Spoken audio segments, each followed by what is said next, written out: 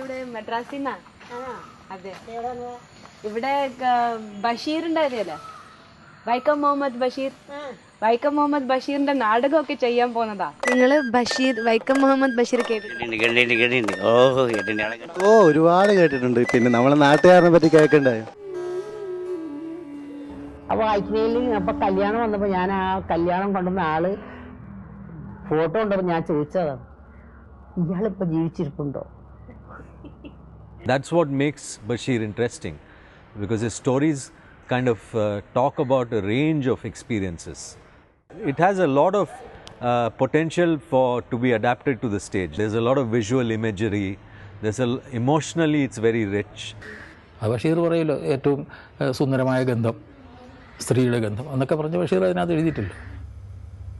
ബഷീർ ഇങ്ങനെ അന്വേഷിച്ച് നടക്കുകയാണ്. ബഷീറിനെ സ്നേഹിക്കാൻ ഒരിടം വേണം. അപ്പോൾ അതിനെ അന്വേഷിച്ച് നടന്നപ്പോൾ ജയിലിലായപ്പോഴും അദ്ദേഹം അത് കണ്ടുപിടിച്ചു.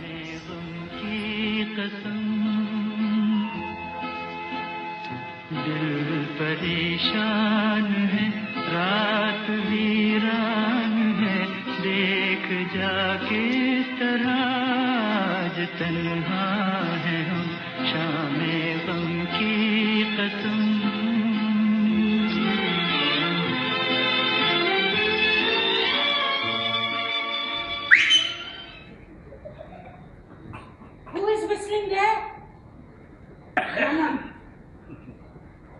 What is your name? My name is Bashir. I'm a writer.